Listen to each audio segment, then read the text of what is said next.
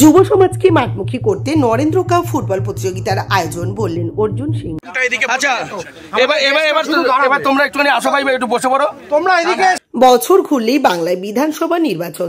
2026 সালের বিধানসভা নির্বাচনকে মাথায় রেখে যুব সমাজকে সংগঠিত করতে একাধিক কর্মসূচি নিয়েছে বঙ্গ বিজেপি। তার মধ্যে অন্যতম এই ফুটবল টুর্নামেন্ট। তরুণ প্রজন্মকে মাঠমুখী করতে নরেন্দ্র কাপ ফুটবল টুর্নামেন্ট প্রতিযোগিতার পরিচালনায় কাঁচরাপাড়া রেলওয়ে স্টেডিয়াম মাঠে 7 দিনব্যাপী ফুটবল প্রতিযোগিতার আয়োজন করা হয়েছে। ফুটবলে লাথি মেরে শুক্রবার এই ফুটবল প্রতিযোগিতার উদ্বোধন করলেন বারাকপুরের প্রাক্তন সাংসদ তথা বিজেপি নেতা অর্জুন সিং। প্রতিযোগিতার উদ্বোধন করে তিনি বলেন, শরীর মজবুত করতে স্বামী বিবেকানন্দ যুব সম্প্রদায়কে ফুটবল খেলার পরামর্শ দিয়েছিলেন। যুব সম্প্রদায়কে মাঠমুখী করতে তারা এই উদ্যোগ নিয়েছেন। তবে একদম নিচু স্তর থেকে উদীয়মান ফুটবলারদের এই প্রতিযোগিতায় প্রাধান্য দেওয়া হবে। প্রাক্তন সাংসদের কথায়, বাংলার এখন সমস্ত খেলার মাঠ দখল হয়ে যাচ্ছে। তরুণ প্রজন্ম বেশি করে নেশায় এবং মোবাইলে আসক্ত হয়ে পড়েছে। সেদিকে নজর রেখেই খেলাধুলার প্রসার ঘটাতে এই উদ্যোগ নেওয়া হয়েছে। আজকে 100 বছর আগে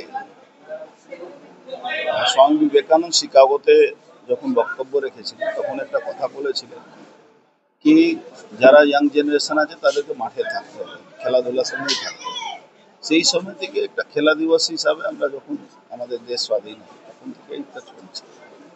আমরা আমাদের সাংগঠনিক জেলার পক্ষ থেকে ওই খেলা দিবস 7 দিন ধরে চলবে। 17 তারিখে শেষ হবে, 17 তারিখে ফাইনাল হবে। যেদিন আমাদের সেবা সপ্তাহ শুরু হবে, যেটা সেদিন অবধি খেলা চলবে।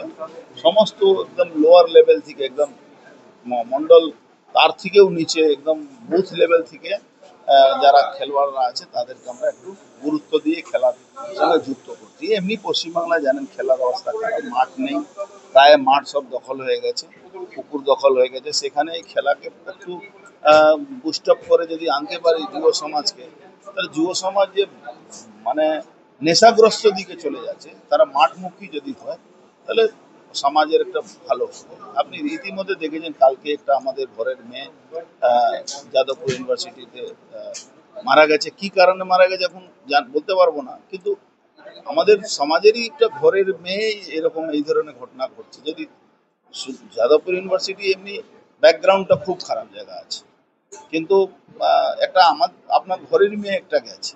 সেই জন্য আমরা চাইছি যুব সমাজ একটু খেলামুখী হলে, মাঠমুখী হলে অনেকটা সমাজের একটা বড় পরিবেশটা ভালো হবে।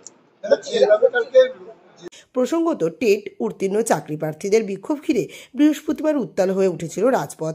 বিক্ষোভকারীদের মধ্যে কেউ কেউ আবার চাকরির জন্য পুলিশের পা ধরে কাকুতি মিনতি করতে থাকেন। এ প্রসঙ্গে বারাকপুরের প্রাক্তন সাংসদ অর্জুন সিং বলেন, এই আন্দোলনকে আরও জোরদার করতে হবে।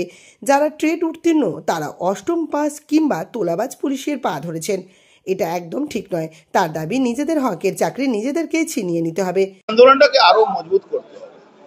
ওই পুলিশকে পা ধরলে, যে পুলিশ 8 ক্লাস পাস পুলিশ আর তোলাবাজ পুলিশ, মানে পারলে দু থেকে টাকা তোলার পুলিশ, তাকে আমার আপনার ঘরের ছেলে, লেখাপড়ার ছেলে যারা টেট পরীক্ষা পাস করেছে, তারা পা ধরছে, এটা ঠিক। নিজের হকের লড়াই, নিজের হকের চাকরি নিতে হবে। এদিন স্টেডিয়াম মাঠে হাজির ছিলেন বিজেপির বারাকপুর জেলার সভাপতি তাপস ঘোষ, জেলার সহসভাপতি মানস দে, জেলার সম্পাদক কুন্দন সিং, বিজেপি নেতা প্রিয়াঙ্কু পাণ্ডে, বীজপুর 1 ও 2 মণ্ডল সভাপতি যথাক্রমে তুষার দাস ও সজল কর্মকার, প্রাক্তন জেলা সভাপতি অহিন্দ্রনাথ বসু ও অশোক দাস প্রমুখ।